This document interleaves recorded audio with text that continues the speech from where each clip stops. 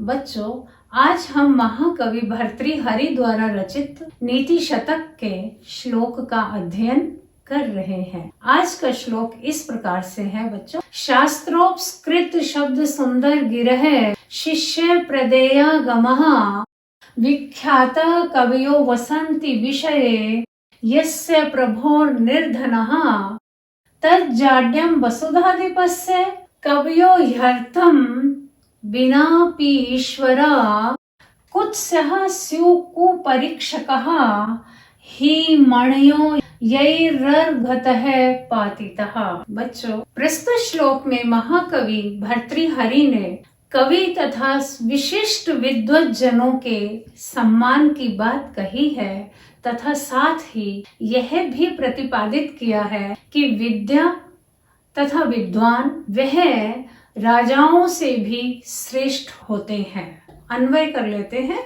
शास्त्रोपस्कृत शब्द सुंदर गिरह शिष्य प्रदेया गमः विख्यातः कवयः यस्य प्रभोः विषये निर्धनः वसन्ति तत् वसुधाधिपस्य जाड्यं वर्तते हि कवयः अर्थं विना अपि ईश्वरः भवन्ति ते कुपरीक्षकः कुत्स्यः स्युः हि यही मणयः अर्घतः पातितः। अब हम अर्थ कर लेते हैं। शास्त्रोपस्कृत शब्द सुंदर गिरह, शास्त्रों के द्वारा परिष्कृत शब्दों से सुमधुर हो गई है वाणी जिनकी, ऐसे विद्वत जन, ऐसे कवि जन।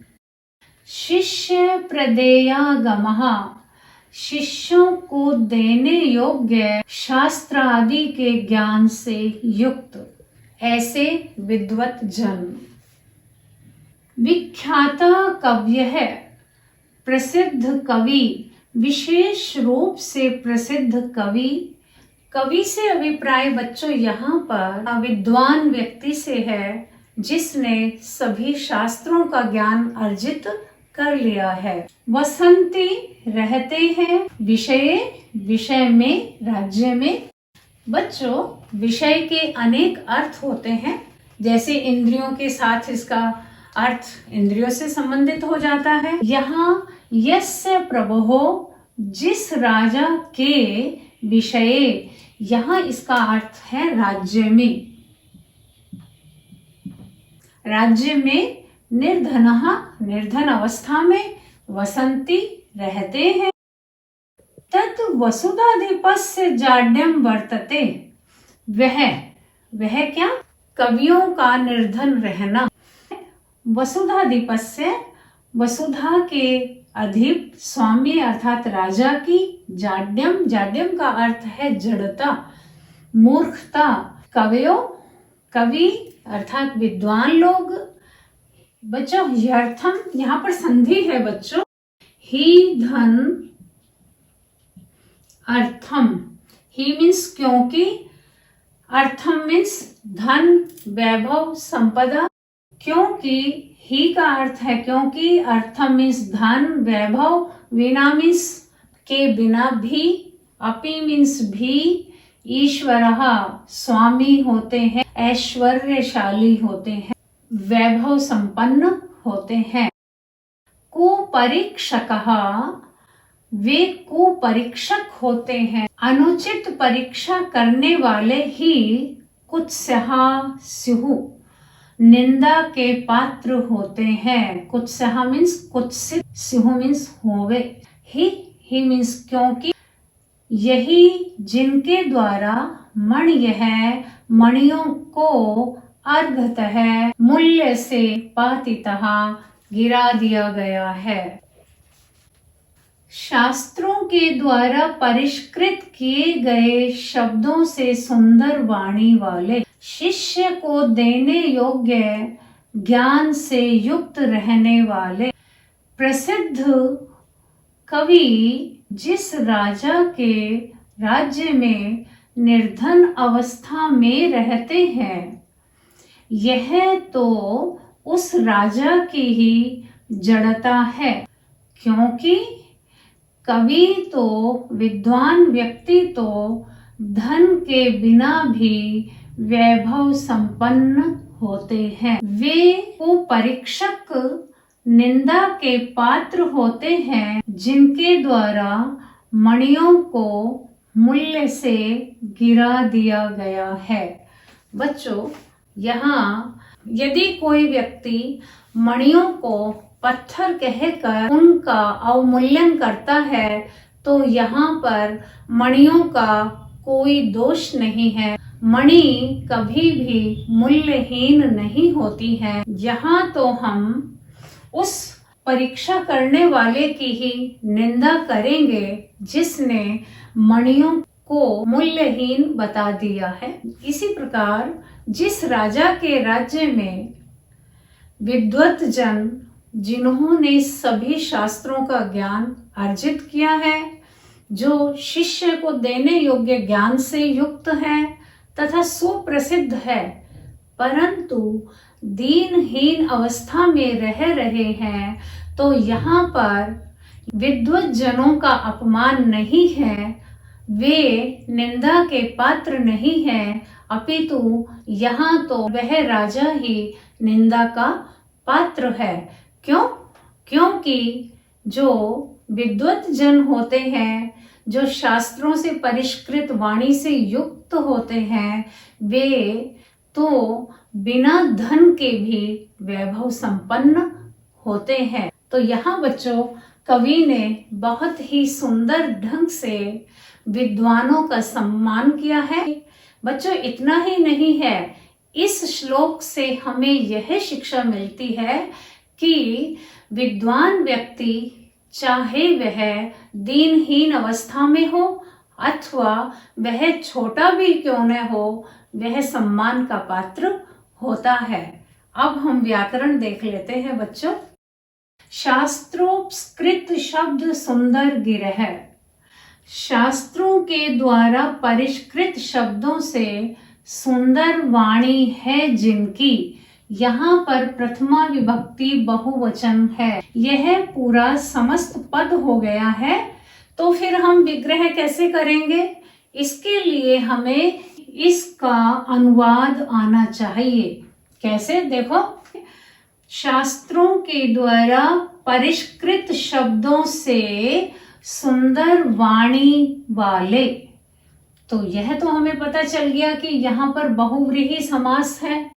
तो शास्त्रों के द्वारा, शास्त्र ही तृतीया विभक्ति बहुवचन, शास्त्र ही उपस्कृतः शब्दः, शास्त्रों के द्वारा परिष्कृत है जो शब्द, तही ऐसे उन शब्दों के द्वारा सुंदरः गिरह, सुंदर है वाणी जिनकी, ते ऐसे वे विद्वान व्यक्ति। बहुव्रीहि समास है बच्चों। पुनः शिष्य प्रदेयागमः, शिष्यों के लिए देने योग्य आगम से युक्त है जो, यहाँ पर भी बहुव्रीहि समास है। कैसे? शिष्यों के लिए। हमने यहाँ पर शिष्यों के लिए क्यों कहा?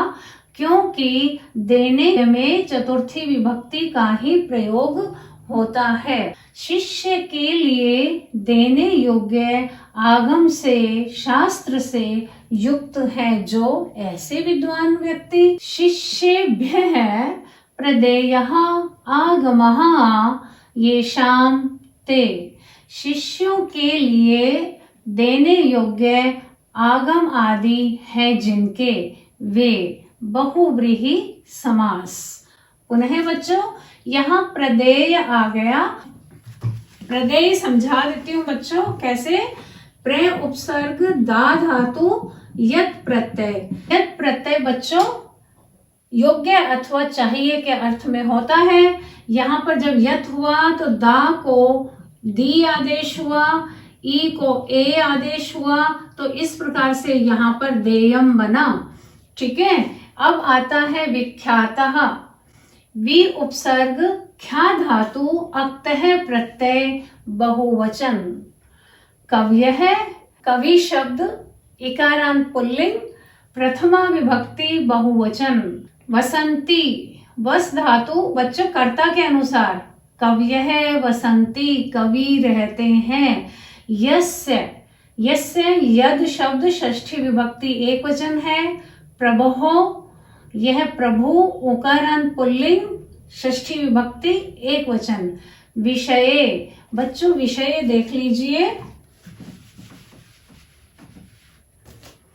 वी उपसर्ग सी धातु है बच्चों और यहाँ पर अच प्रत्यय है।